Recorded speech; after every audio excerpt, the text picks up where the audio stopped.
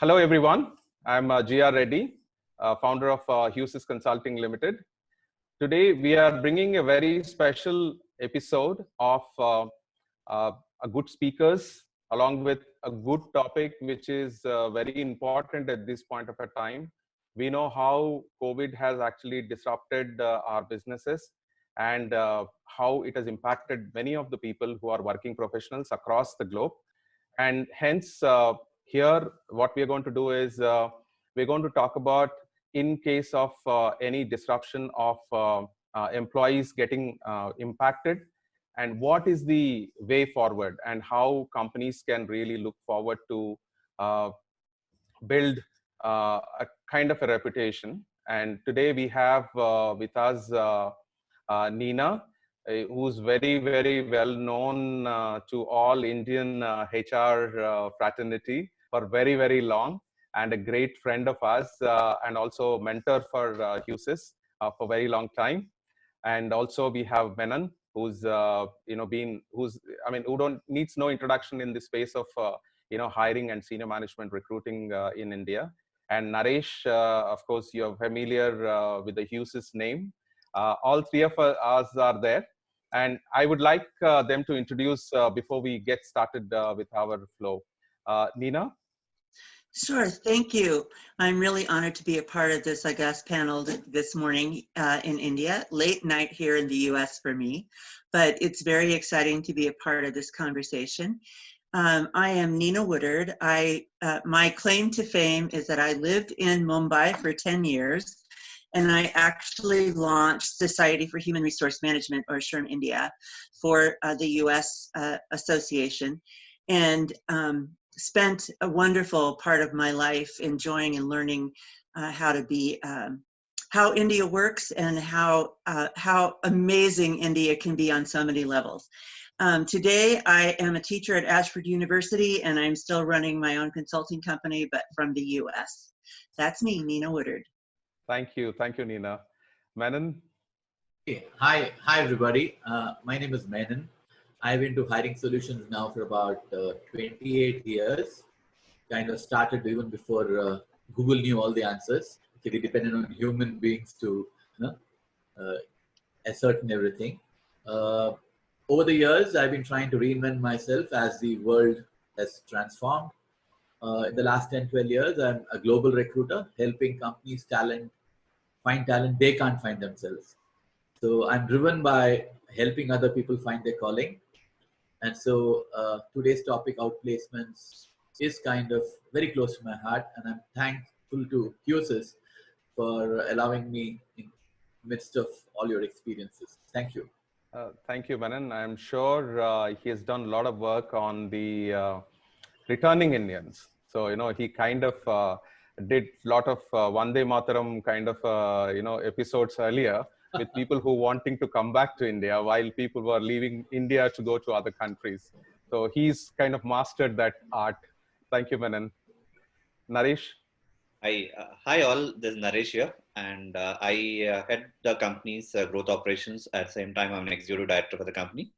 And I started my career with Husys and managed 1,000+ clients myself on various HR related areas. And currently, I head the complete pan-India operations plus the international growth operations for the company. Thank you so much. Excellent. You all know that Husys has been the first HR company listed on National Stock Exchange. We dare to do certain things which are very different. And so is the outplacement, very early. But I think to our surprise, even though we claim that we have been very early, but there is somebody who's even too early for Indian outplacement scenario. So I would like to ask Nina, you can give us a bit introduction about what is outplacement, Nina, and also how your first experience in India way back. Sure, GR, I'm happy to do that.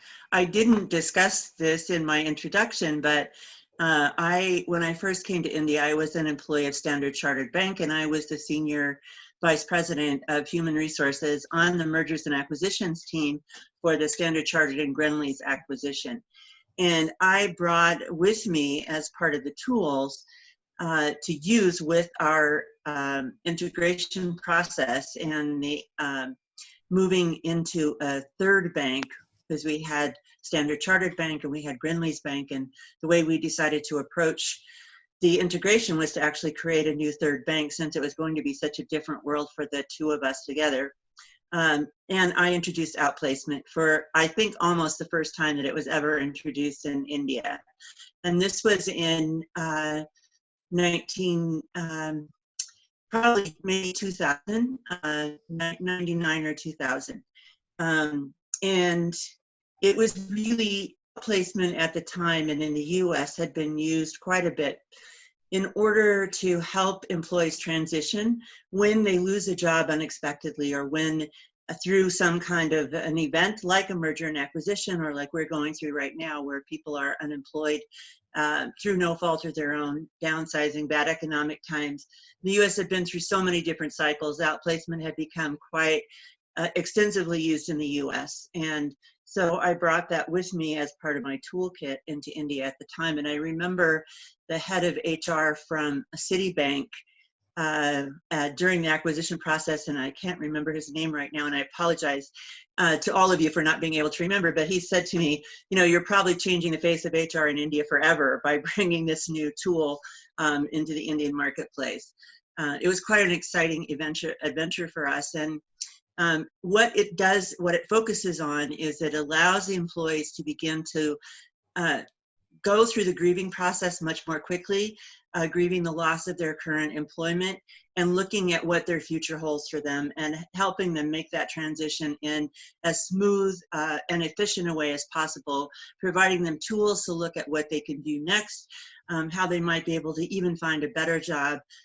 Most of the statistics around people who lose a job through some kind of loss that's not their fault, a downsizing, right sizing, whatever might be happening, most of those individuals might be in a job that wasn't of their picking, but it was a job that they had to take because they needed to make some money. And so when they have a chance to start over, it really gives them an opportunity to look at different kinds of things that might be more appealing to them. And the statistics in the US have been pretty positive, that most people find a better job, are happier in that next job placement opportunity, and actually make more money than they made in the first position that they had held, or the one that they lost. So having that kind of a reputation and that kind of ability, we brought it to the effort that we put in at Standard Chartered, and it was quite successful.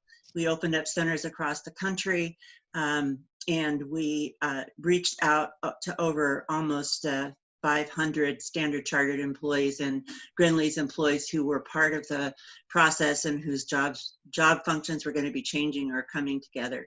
And actually had 99 success stories where new businesses got started, people moved into new positions before we ended the project.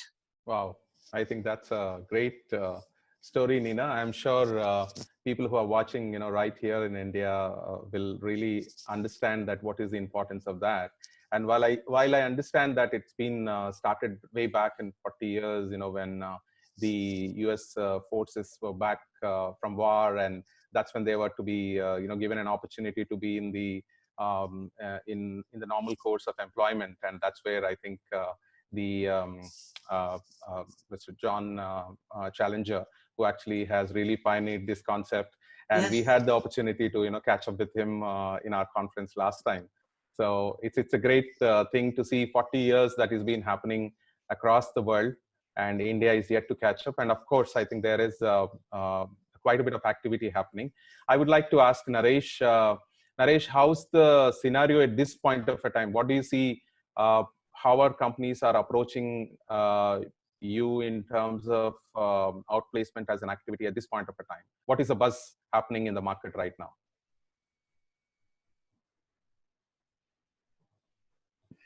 Truly, from an Indian situation, what's happening around is because outplacement itself is a very new concept, which is there for the HR unfortunately in India, and more importantly, people think that outplacement is equal to replacement or getting a job outside. So that's a scenario that is right now in India, and there's a lot of education need to be there in the society to make them understand what happens in the navigation of outplacement, and how this will help people, the employees who are there in the system, and the company get a positive output at the end of the thing. If that's one scenario, but there are matured organizations which are doing in a purpose, and really appreciate the efforts which are being done by the companies in identifying the vendor, because it's cannot be an internal function anymore because of the specific and the nature of complexities involved in managing this entire thing. So definitely people have to choose a vendor who has very, very expertise in the true outplacement thing. That's it from the end. Okay, thank you, Naresh. Menon, I'm sure, the first thing, irrespective of outplacement or not, people who are in the recruitment space are flooded with queries. What do you see is happening over the last 3 months, based on the COVID impact, and how people are really approaching, and what's the scenario from a individual perspective, individual job seekers perspective who lost their jobs? It's nothing to do with COVID or the past. A job loss is an extremely traumatic experience, and it is said that it's probably the second most affected thing after death.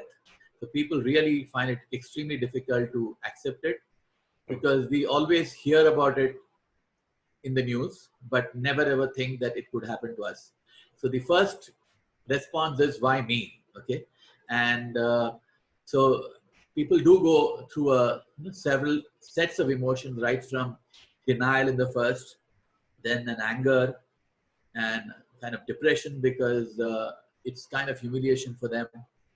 Finally, it's when they accept that things actually start happening. And so as HR professionals, our job is to kind of help them transition to this. And in fact, though Nina alluded to something which was purely business reasons of merger and acquisition to regarding Greenlace and ANZ long back, okay, Standard Chartered.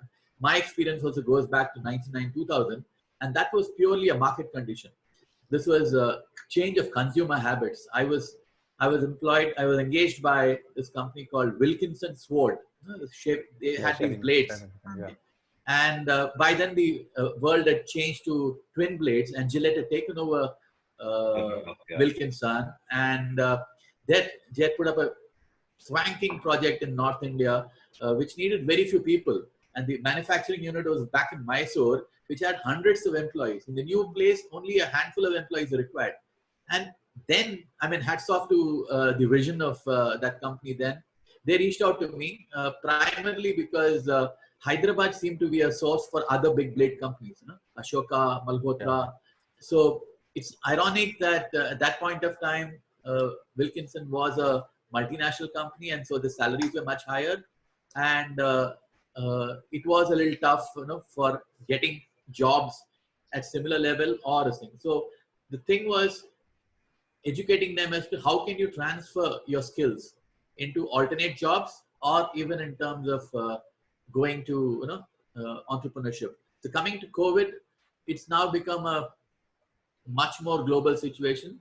I guess we in India were isolated in the past because we had a huge population to look at, and Indian companies were not really sensitive to the idea that you needed this kind of support, because there were enough jobs around. Okay, but I think now and more it's becoming a little bit of a employer branding kind of an opportunity, and I'm glad companies are becoming a lot more human.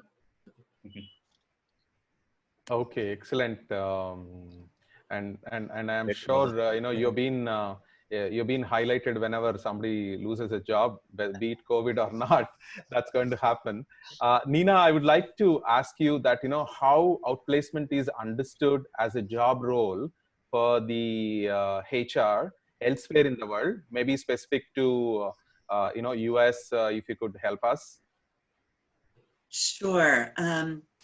And I did find a report. It's from 2014, but it's a pretty interesting report. It was produced by Manpower, and it talks about the kinds of separation payments that are made around the world when people lose their jobs. So it discusses severance, and in this scenario of severance, outplacement is one of the benefits, and in this particular study, there were almost 1,800 companies, 700, and some of them were from South Asia Pacific, and the rest were from Europe and the US.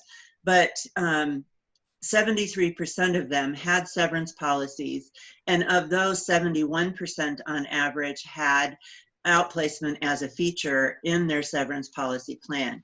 So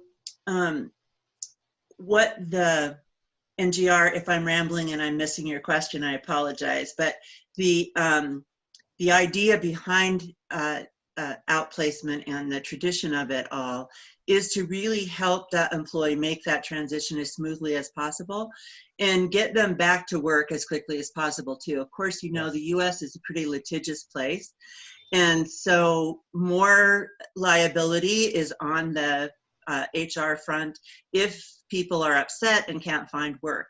So putting outplacement into the severance policy plan in the US began as a risk management tool to be able to help transition the people and to show that you were really trying to be supportive of them, given the fact that they're losing their position not because they were poor performers or not able to deliver, but because the circumstances, finances, economic environment, et cetera, had changed dramatically, causing the business to have to make, as Menon referred to earlier, having to make a business decision to reduce numbers of staff. So in that regard today, and as we used it when I was in India, it became part of the HR organization's responsibility to inform, share, direct, coordinate with the services company that you pick. And of course, there are several out there that are and not in India, but not so many in India, but certainly around the world, who are doing some kind of global partnerships. At the time that I first brought it into India, there were no organizations in India that were actually doing formal outplacement. There were situations like Menon referred to earlier, where recruiters would be asked to support and help and lend their expertise to help the employees in transition. But we did bring in from actually Australia partners to help us to present and to carry out a full-blown program, which includes a job lab center, writing resumes, interviewing skills, resume review, connecting with the community where jobs are available, putting resumes out from your organization to other organizations that might be hiring. And all of those things are all part of HR's role in connecting to the community as well as helping the employees make the transition. Thank you, Nina. And Naresh, I would like to quickly ask you in terms of when are the organizations reaching you for a support for outplacement, and what state when they are actually coming to you to ask for a support, or maybe do you do outplacement? When do they reach you typically? At what stages do you find they reaching you? Yeah. So there are primarily three major triggers that organizations ask for outplacement support here. One is at a planning stage when the company wanted to downsize, so they chose the HR consulting company or a outplacement company more to identify that they want to downsize. How do they go about, and what's the planning that need to be done, and how they need to do, and what need to be done, and all these things is the first stage that companies ask for. If they have the internal expertise and then people already dealt with it, most of the companies prefer to do it in-house.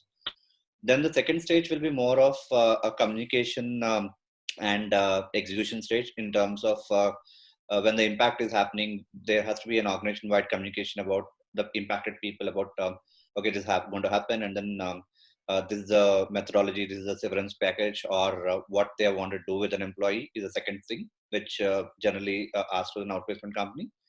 And third, which is more common, is after the communication is over, then they introduce an outplacement partner saying that, okay, we have decided that we wanted to go for an outplacement, and can you help us in getting this outplacement done, and that will be the most common factor which an outplacement company is called here at a stage 3. Okay. Yeah. In Thank India. you. Yeah. Thank you, Naresh. Menon, I would like to ask you when a person whom you have to give a support, when you speak to him for the first time, give us the state of mind, and also that what kind of preparation are they by them? If you can explain.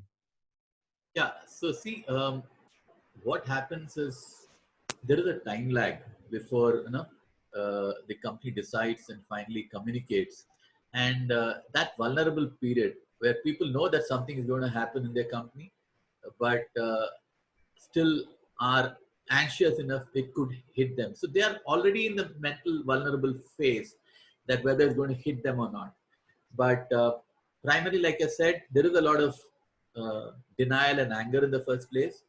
And I have been always trying to sensitize them that, look, that's something we need to get over with. And so I try and let them reflect on their own strengths. Okay, what are their qualifications? What are their experiences? What are the transferable skills that they can probably take? And kind of try and help them to go with the take inventory of their skills as well as passion, and tell them that, look, it's not the end of the world. It's just a bend in the whole thing. And a lot of it is to kind of try and let them know that it's nothing to be humiliated about. It's part and parcel of life today with so much of technology changes, globalization happening, disruption is becoming almost a daily phenomenon. Okay, the mortality rates of companies are reducing. Forget businesses, okay, companies. So there's no way that an individual like us today has to take charge of our profession, take charge of our career. So I kind of tell them that, look, here's a great opportunity. Probably the first time you got a job, you were lucky to find yourself in that company. Now, it's a great opportunity for you to take stock and plan your journey from here.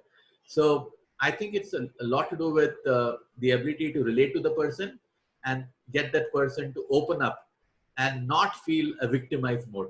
Right. So that's the key crux I personally feel. Excellent. Thank you. Thank you. Nina, I would like to ask, how should one, approach to an outplacement, as a company? If you could just give some idea about how should they really be approaching to a whole idea of outplacement or a career transition of the employees who have been affected, not their fault, definitely for sure, but due to the business reasons.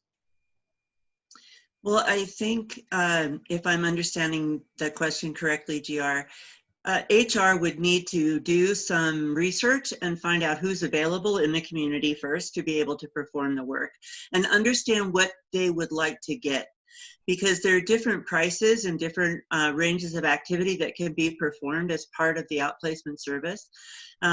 In some scenarios, you can even have a person assigned to sit in your building and be there every day from the outplacement firm to talk to employees and be a part of the transition process as they're told they're losing their jobs. So depending on how much service and support you want, you need to think about what's going to fit my company culture and how am I going to be able to let my employees know I support them in this transition period. Employees don't always go to another job either. Sometimes, and I know a lot of what we did was create an entrepreneurship bank as well, so that we began to talk to them about how could they start their own business. To Menon's point about helping people direct their own careers, are you going to be better at working for yourself for the rest of your life than working for somebody else? So helping them answer those kinds of questions. And if you want that in your outplacement arrangement, then it's important for you as the HR manager and the company to identify the kinds of support you want to provide. And a good outplacement firm, I know Husys does a great job in this arena, will actually show you the different modules that can be available and the different tools that you can use, or that they will help you use with your employees to help them make that transition much more smoothly. So it's finding out who's in the in the marketplace that can deliver, and then identifying the components that you'd like to see in your package, and then making a decision based on how that company will provide a fit into the culture that you of services that you want to provide for your staff members as you let them transition. Great, Nina. Thank you, Nina.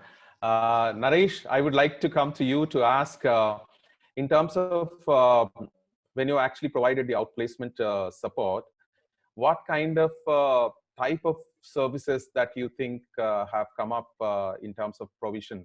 And we know that, Nina, we also found many interesting aspects when we actually met all the Career Star Group members who are from different parts of the world, who came together to build this Career Star Group for providing outplacement opportunity, for many of our the companies, and we have been part of that in India, and Naresh has some experience there. So I thought I'll ask him in terms of what types of services that you have experienced, Naresh. Yeah, thanks, Jeff. Primarily, the companies will go with 2-3 major ones. One is a pure outplacement, which start with preparing, then coaching, then making the people get job ready, then assist with them with any opening, then post-interview help, and then navigate through a job and all these things. It's a pure outplacement thing, which primarily is a one-to-one and depend on the level of job role that someone is. We have, which typically takes about 1 month to 2 months to 3 months, whatever the timelines. And in some cases, it can be going up to 12 months to 36 months too. So that's maybe a different line of business. But when it comes to other side, which is only a simple job referral, so they ask at a stage where the vendor should be only providing a job links to them, and then they prefer that, okay, they don't need to interact with the candidate also, which actually fails, because we have seen those cases also, people asking for those, and we said no to them. But there are some vendors who are doing those exclusive things. And third is more in the scenario where typically where an organization is very young, and then a lot of junior people are there, or maybe like they get the jobs easily available outside. So they prefer to have it as a group kind of a concept also, where the group is typically a size of 30 to 40 or maximum 50, which we restrict people. But what we want to do with the 50 people is it will be purely from training-led coaching, more on helping them, making them prepared for the job outside, and the scenarios, and work them on, it's more of a workshop model, which will help them understand where they are right now, how they need to get through or sell a job in terms of how they need to do. And then last is typically the instructor or a trainer will help them in giving them some kind of a navigation path to say that, okay, these are the steps that need to follow to help them get a secure job. So that's typically more of a group learning, so which also will have other techniques which will help. It can be in terms of communication, it can be in terms of how do they prepare for a LinkedIn, how do they prepare for a financial assistance, financial kind of a problems, and it can be anything here. So that's maybe, if I just summarize, it will be a pure outplacement, which is more one-to-one, and a group outplacement, which is more specific to a generic thing for intended for a group coaching. Okay, so I think group may be more for a large number of people, and also could be sometimes the cost efficiencies, right? People generally would like to, I mean, many a times cost also will come into consideration. That also would help, and it is a workshop model that you are saying, right? Yes, yeah. Okay, so Menon, I would like to ask you, like, once people come to terms with them, and when they are with you, what kind of preparation as an individual that you generally suggest? Yeah, see, one thing about the people affected, like Naresh typically alluded to it, the youngsters are probably not as invested in the company as one would believe, because they probably have been looking at their careers as a 3-4 year kind of a stopgap. It's often the people who are taken aback are the people who have been in the system for 15-20 years. Okay, and for them, the office is almost like family. Okay, so there have been most of them, I mean, all the examples that I've seen, people who have been the 15-20 years, they would have just taken it for granted that they're going to be in the company. They wouldn't even have made a resume for years. They wouldn't even have made a list of inventory of skills, like I said. And often they're quite settled in their ways in terms of personal and other things. Totally unprepared. Absolutely hits them like, I mean, that's the biggest shock. So, and then it's high. At times I have to tell them, look, yes, you've been 10 years as a manager, but can we try and take some data points as to what exactly have you done? Okay, is it 10 times the same year of experience, or have you actually transformed? And it's very difficult for people to reflect back. Okay, so I help in trying connecting the dots. That hey, what are these things that you did excellently well? What are the kind of skills which you probably also were exposed to now? And like I said, typically the first job is always like a serendipity. You pick up because you're in the campus or somebody and all that. But a job change after 15, 20 years in career, okay, and especially when you're not looking for jobs, it's something which needs a tremendous mindset. Okay, so I think as a recruiter and as a coach, it's trying to build them that look, hey, don't trust me. Okay, I am there as your extended partner. Okay, let's try and look at what are the opportunities. So even start looking at, okay, is this industry the where you want to hang out, or do you want to change your profession? Okay, what kind of competencies are you having? How are they dated? Do you have a market for that? And believe me, this COVID is a fantastic situation, and a lot of companies have realized that working from home, not all jobs are actually can be done from home. Yeah. And I have heard from several HR managers that certain jobs have now become redundant. They find that people who have been micromanaging will no longer be required after on the other side of COVID. And so I have a feeling it's not only for large size companies, but for even mid-sized companies. I think it's high time that they kind of take this opportunity to review, and if need be, transition these people who may not be the best fit for the going forward. And having been part of the journey so far, it's only the moral obligation of the employer to find them an alternate occupation, because the jobs at the other side of COVID, I think, are going to be different. The skills, we're talking about digital transformation and stuff like that. And there's very few people who have are there in the market and who will be actually hounded by all kind of employers, and they have a choice which company to join. And so when they will if they're going to join a company which has laid off people indiscriminately, I doubt if they'll have the first they'll have the first choice of refusal. So I have a feeling today it's even the employers have to think about employer branding and outplacement, even though it's not Indian kind of a thing. I think it's the time for companies to change also. Right. Thank you, Menon. I think it's a good point. People, I remember in one of the assignment, they are the scientists and they work with compounds, right?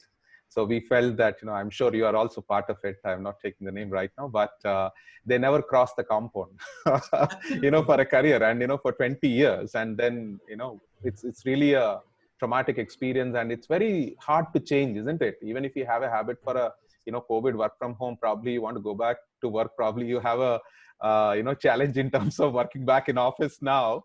I'm sure it's a very challenging situation. Nina, I would like to ask you in terms of, how's this as a mandatory or an obligation, or how's the scenario worldwide in terms of outplacement as an activity? So you had mentioned to me earlier that that in France, for example, it is part of the mandatory requirement to provide some sort of outplacement. And I did a little research, and as I mentioned earlier, most countries driven by their laws today have to have some kind of severance or transition benefits available for employees. And now outplacement is a key role in that benefit program. two things that occurred to me that I didn't mention earlier. One is that another part of the outplacement process is helping the employee figure out how to tell their family that they've lost their job. This can be very traumatic and very difficult for employees. If they're the primary breadwinner, they're fearful, they feel ashamed, and even though it's not their fault, there's a lot of embarrassment around the fact that they've lost their position. So a good outplacement provider will also be able to help with that. Another aspect that's really important in a program, recognizing that employees have been getting up and going to work every day, would be setting up some kind of a career resource center where employees could go every day while they're in their job search period. This usually lasts for an abbreviated period of time. In the global environment, maybe 90 days or maybe up to 6 months, an employee might have access.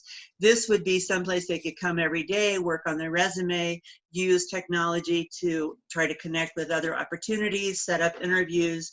Oftentimes they have support help in that environment for the people who are used to having support help and not being able to use technology maybe efficiently themselves. So I'm talking about some maybe senior people who aren't used to typing their own letters and resumes and those kinds of things, but providing that support for them so that they can still get the activities done. More today, I think the outplacement process falls under corporate social responsibility to help those employees not lose the momentum of their life without having some place or activity or process available to them to make a transition in a way that makes sense for them and doesn't leave them depressed and lonely and trying to figure it out on their own. Thank you, Nina. I think it's very important. I mean, there are lot of ideas that are getting generated, or at least the process is getting much clearer, with our discussion. Naresh, I would like to ask you, what will be the impact of outplacement on an existing employees who haven't lost their jobs? Usually now that, some part of the people have gone out, but they're being given on outplacement. But how does it impact, how did you see the impact on the existing people?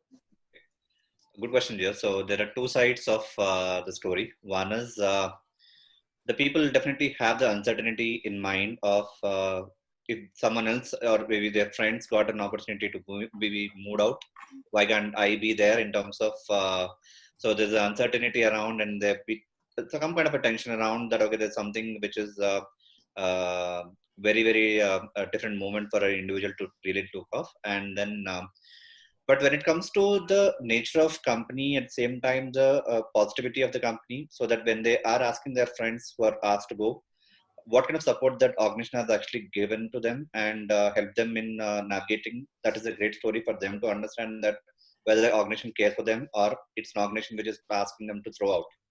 So that's a powerful message that goes into the internal team. And with the message itself, there are two choices. If the company is prospering and then had a very great role in helping the individuals who have been out, given an opportunity to be coached and then given an opportunity to go out in a proper manner, that gives a stronger message to the people that, okay, they have an opportunity within the company to grow and they can demonstrate their skills in much better fashion. And with the gaps that have been existing in the company because of the outplacement, so they can sail through the organization ladder faster because they have been in the organization and then take the opportunity to grow the up on the ladder because of the company's processes and all.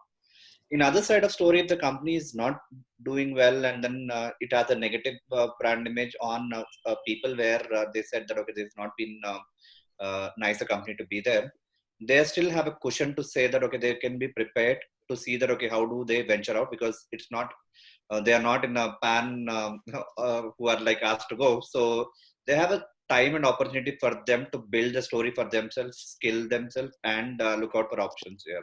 So those are two ends that happens within the organization. Oh, thank you. Thank you. Menon, I would like to come to you. And also, I think what you mentioned, especially the senior level management, has, the trouble of change, because the first time that they are finding the change. But I think today's world is very different. And one of the comment from our somebody who's watching live, Sweta Kukreja also mentioned that how the process will become more personalized. And I would like to ask you that, how do you prepare somebody to the next level? What are the things that they will be doing to be able to get to their dream job? I mean, of course, I can't say when they don't have a choice, but I think how does that preparation goes into creating an opportunity where he or she decides that what she wants to get into or what he wants to get into, rather than just picking up whatever it comes in. So I think that's very important for many of the HR to understand, because I think that is what they take it back into their company, right? So I would like you to reflect on that. What is the preparation? Why is it so important, from the outplacement perspective? Yeah, see, earlier, Nina also alluded to the point, okay, that most often it affects the people who have been in the system for a long while, and their loyalty to the company was so paramount that they would never even have looked at opportunities elsewhere. So much so, they will be the guys or people who would attract resumes from other people. So the first thing is they just can't, never ever had the ability to ask for favors, because they thought, and most of these outplacements, if I were to see the last 15 years, have been provided by very large mature organizations. Okay, companies which are probably ahead of the curve in terms of best practices and all that. And so most of these people have been loyal to the employer. Okay, so the first thing it's a shake that you start being loyal to your profession. Okay, so, and also having not looked around for jobs, looking for a job also becomes like a full-time job.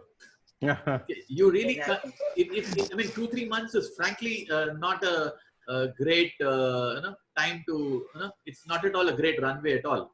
Okay, and but that's a very important thing, because people say, now that I lost job, I need a job, because exactly. We are all living on EMIs. Absolutely, the problem is that. So what I try and tell them is, look, let's now try and come at an ideal job. Let's try and give yourself 3-4 months till you get 3-4 jobs. Okay, and once you get 3-4 jobs, then you can decide, okay, on the priorities, which one can I pick up? But if you're going to rule out certain kind of jobs, certain kind of companies, certain kind of a thing, you're going to put yourself back to the wall.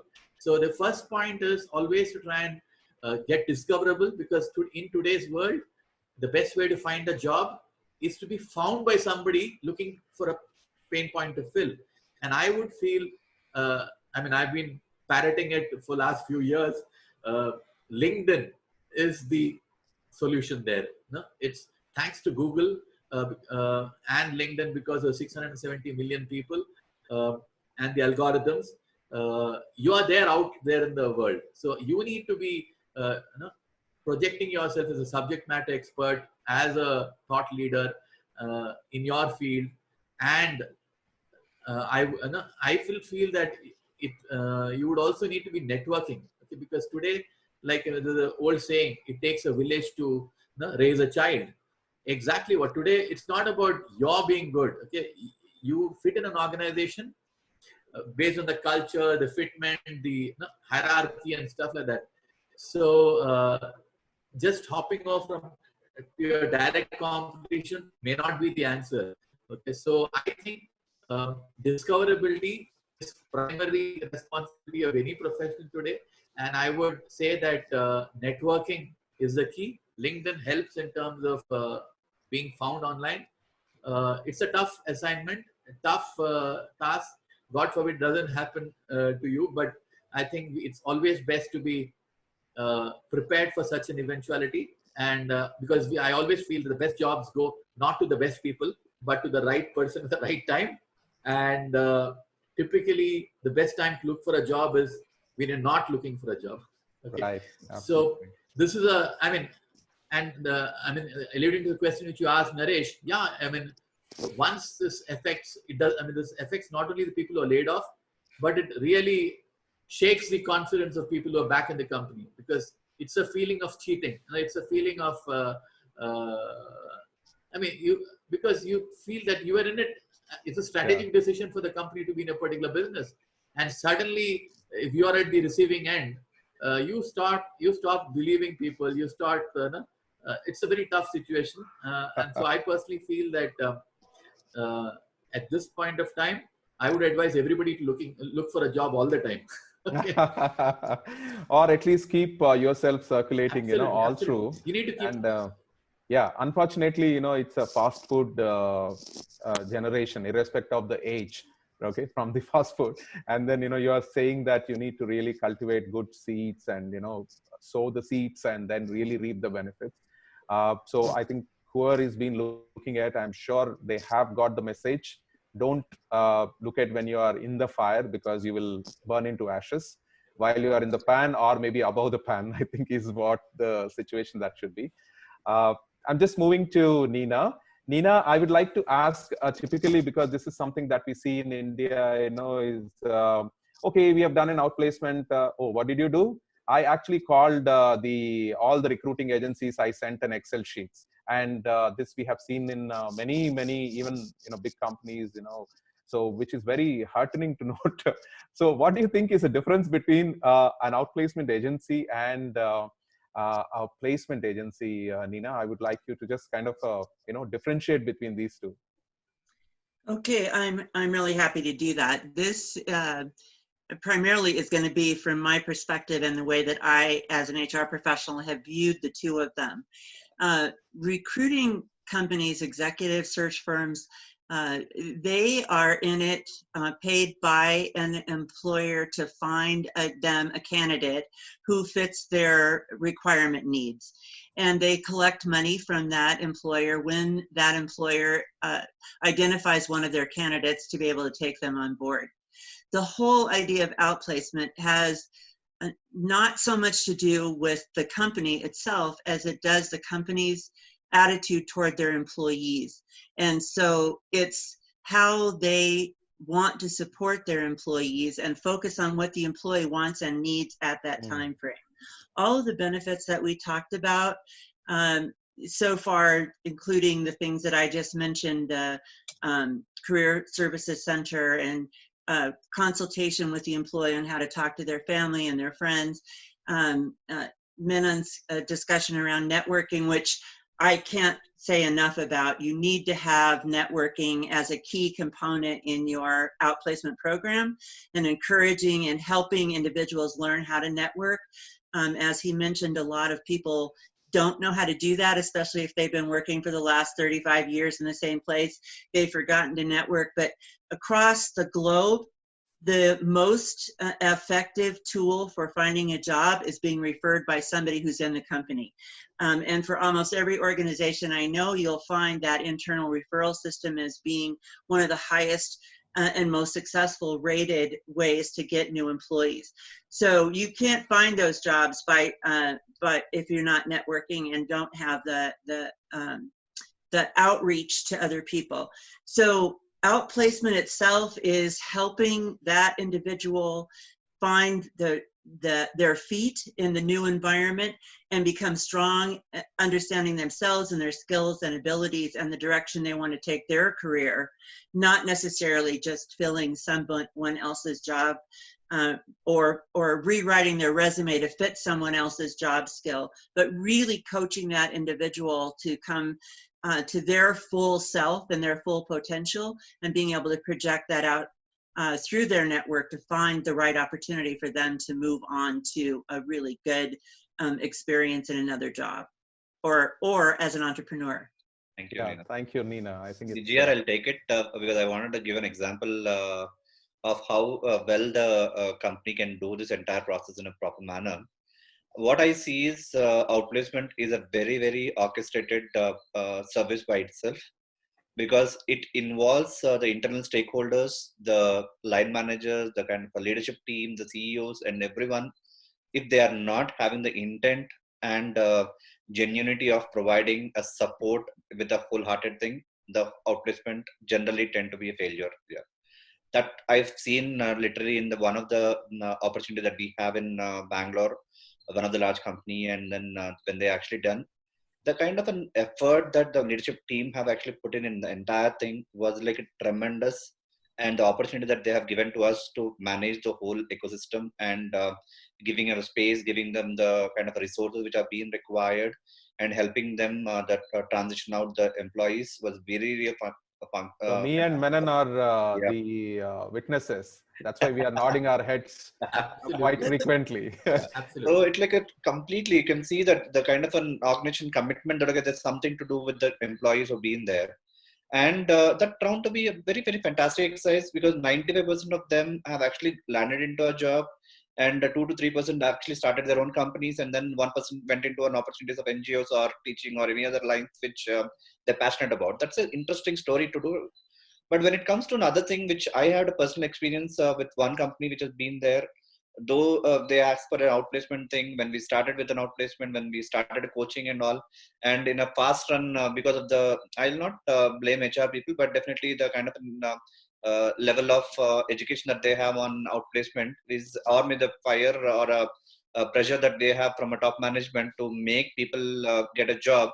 So made the whole process such a miserable that end of the day we have to stop the project in between and say that, okay, we can't do anything because you have been only looking at outcome, and outcome doesn't come naturally. So it is like something a different experience that we have done. And then I only say that as again I'll repeat it, it is a pure orchestrated effort, and people have to really go through a certain model to make sure that they're giving the best to the employees. Yeah. Thank you, Jay. Naresh, can you just explain the model that you adopted for this, which I think Menon and we are all part of it. Can you just explain, because I think that's a model that I would like people to know that there is something that can be done like that. Yeah. So predominantly in a traditional system, or maybe the kind of an experience that we have with one of the company where GR Menon was being part of the assignment. We had an organization which have already decided that they wanted to lay off the entire center in India, and then they wanted our expertise in managing the whole process. So we were part right from the right after the impact announcement, and giving them the opportunity that, okay, they have been chosen us to be part of the outplacement provider, and the terms and conditions in terms of what we are going to do as a company, as an outplacement company. And then also from the employer perspective, what they will be like supporting the employee has been very, very clear in the communication. And employees also by then got to know about what is their contract looks like, the termination contract, how many months that they will get a support, how many months that they get money, and all these things. So that's something from a company side. But once we started the project, we have done a very, very thorough job in understanding the organization, the roles, hierarchy, the kind of a company, the processes that they have, because it's all learning for ourselves also, that to understand each organization maybe look similar, but when it comes to internal, they have a lot of things that we need to be the coaches.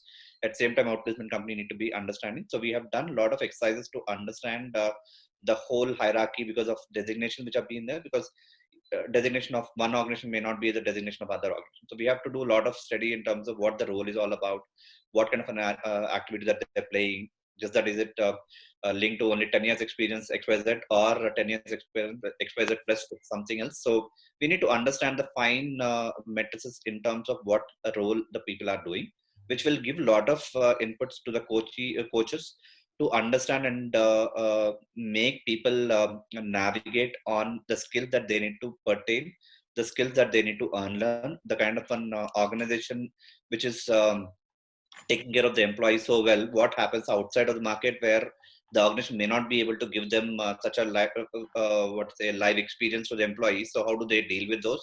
And it's like a three-part which really happens. One is to make the coachee understand, one is at what level they are, what kind of skills that they have, the discovery of what are they good at, what they are not at.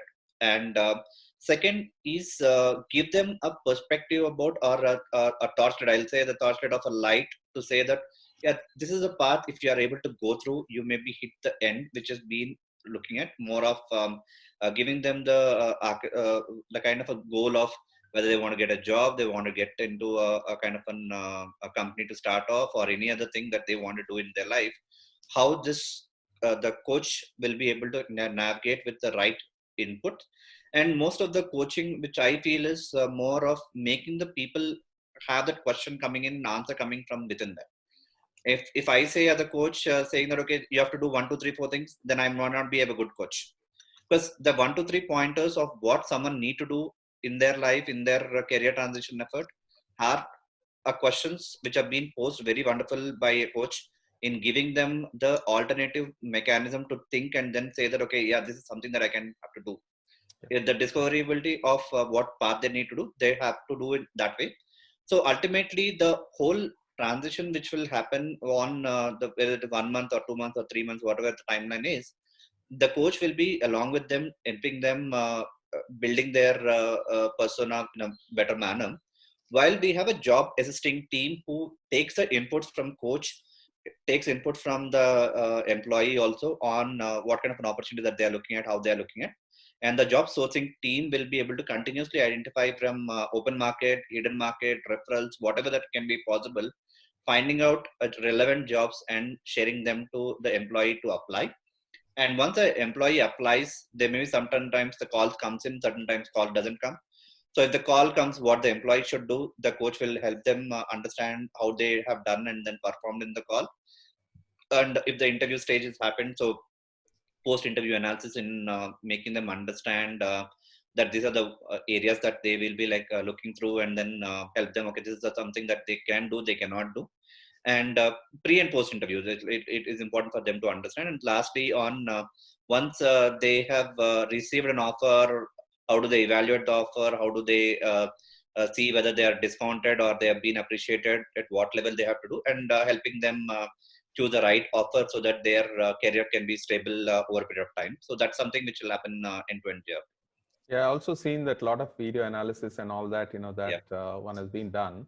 I think more importantly, one thing very clearly is a campus recruitment. Imagine, asking companies to come to your campus when you are shutting down your operations or something. That's, I believe, is a very unique and, the best possible way to help. And now you have all the alumni across, those places. And today in that industry, usually I think we are going back to them, to help. Menon, I would like to, ask you for your experience. You've been actually on the campus, because this is an assignment on a campus for 4 months, and you've been a regular and a rock star. People will look for, when is Menon coming in? It's like a demand, for you. So how was your, experience on the, the workshops or the interactions? While it's like in a kind of a campus, it's more like a campus driven outplacement. No, that primarily comes from the maturity of the company. The client was really advanced, in their sensitivity, and hats off to them for having done that. I'll actually, the question that you asked, Nina, I'll answer in one sentence: the difference between placement and outplacement. So placement is in the business of finding people for jobs, and outplacement is in the business of finding jobs for people. Wow, fantastic. You made it easy. And if you were to it calls for a different mindset altogether.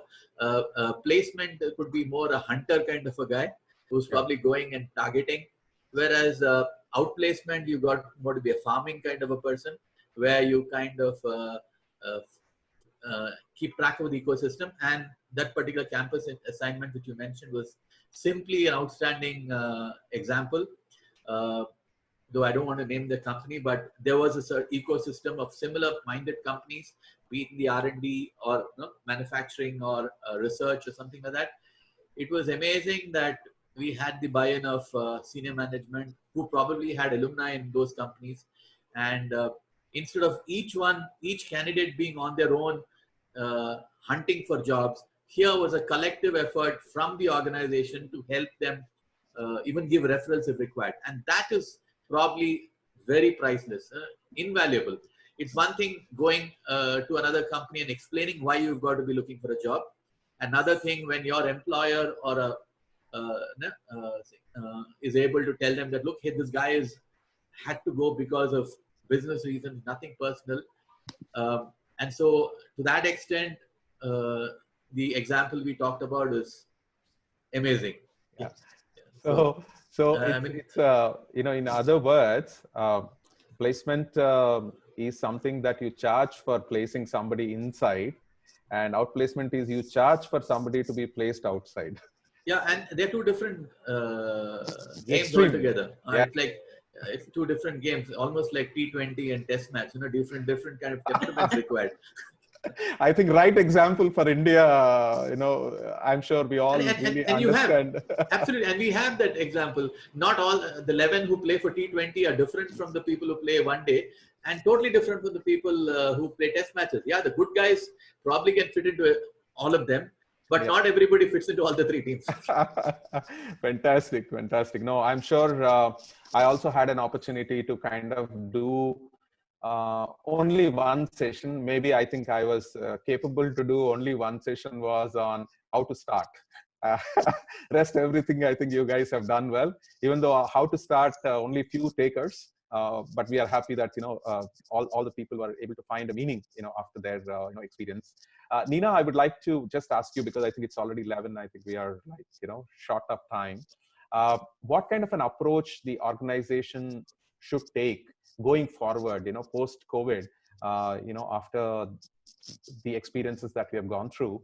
How do you think the approach of organizations, and why should that kind of an approach be in the future towards the outplacement?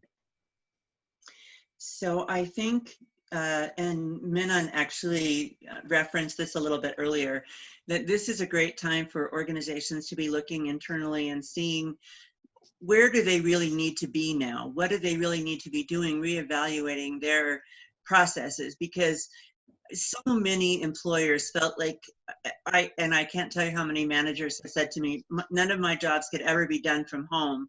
But in the last 3 months, all of those jobs have been being done from home, and with some great success as well. So I think the attitude toward work and the world of work is going to be changing tremendously, which means that we need different employees or different skill sets in the employees that we have. So we either need to train them up, help them make the transition to being a more digital workforce. Not everyone is suited to work at home. Working at home is a special skill. It takes special discipline. This time that we've been in COVID might have seemed like a game to some people, not the real thing. It's going to end at some point. Once we make the transition to being more work at home, which I think is going to be part of the future of work, that means it's not a game anymore, and we have to take it very seriously and look at the skill set that's needed. Outplacement can be a very important component in helping us skill up and train our employees for the new roles in the future, helping us work with them through the transition to from where we are today to where we want to be as we come out of COVID.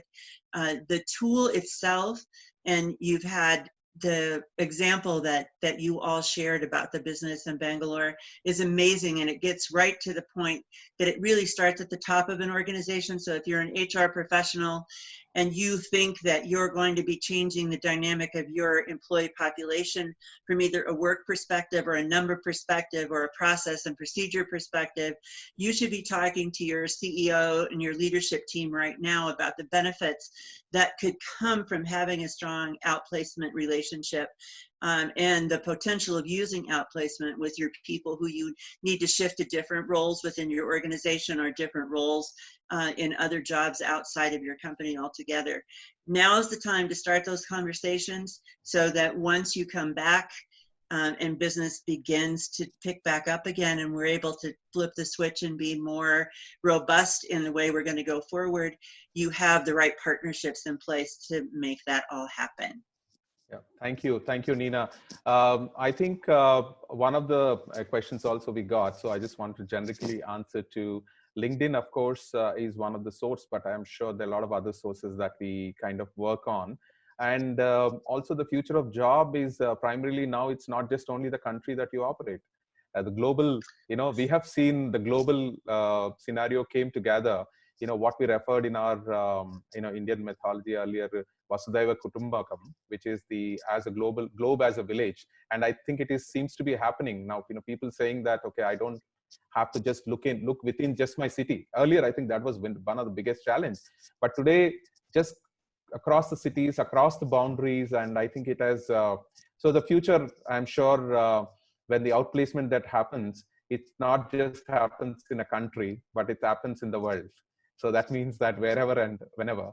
So that's been said, more importantly, the outplacement, to one of the questions that I would want to say that it is more provided by the company at this point of a time.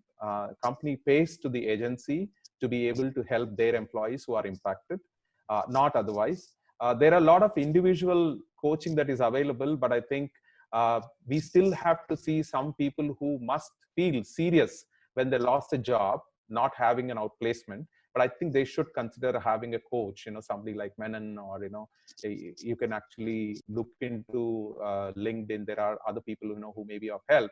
And I think you must pay for it, I would always say, because you are actually gaining some experience from somebody who actually built years of experience in actually doing this. So I think that's very, very important from the point of view of the future of outplacement. If the company is not providing, and if the individual, because in some cases that we have seen where the company asked, okay, we'll pay you X amount of severance package and X amount of money for outplacement, which we are going to give it to an agency.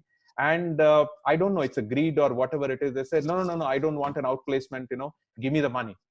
I think it's a disastrous decisions, because without understanding the impact. And we have actually seen that they actually ended up in compromise, rather than actually going with that confidence, while they had few amount of money in their hand. But I think missing out on expert, I think going to be very important. And career coaching is going to be more formal in the future. So I would like to thank all of you here. I know that we can go on and on and on to dig out your experience. I think this one day will not be enough, but we will stop here. And then any questions anyone has, please do reach out to us. We will go back to Nina or Menon to get you the answers. But I think asking the questions is important. Don't stop asking the questions, until you get the answers. And I think it's a farming in terms of your network when you actually looking at, rightly said by Menon, and you have to invest into it. If you have not invested into it, I think if you're not even looking for a job, I think there is no replacement for networking and keeping yourself floated all across, because it is all about your personal branding. It's no longer, it's going to be, organization branding is one anyway, but I think personal branding is necessary when you need it. But even if you don't need it, you actually, one of the satisfaction that you derive is you give back to the society. What if, there is nothing wrong in giving back to the society. At least you remain in the hearts of people by giving, right? Not necessary for a job that you're searching for. But in the event, if that happens, and probably I think people are there to help you, instantly, rather than, again, you keep farming for, many years. Nina, thank you so much. It's so late for you. Sorry for waking you up so late, but thank you for taking time and talking to all of us. I am sure all of us in India, love to see you again and again. And your bright face and your expressions and your communication, we all really thoroughly enjoyed. Thank you, Nina.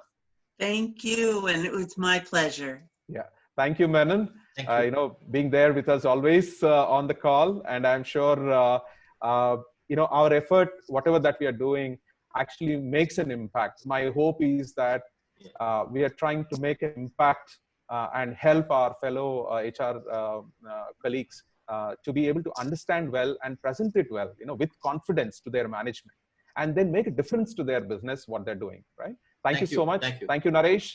Thank you, everyone. And see you all. Until then, take care and be safe. Thank you so much. Thank you, Jia. Thank you, Nina. Bye. Bye-bye. Bye, all. Thank you, listeners.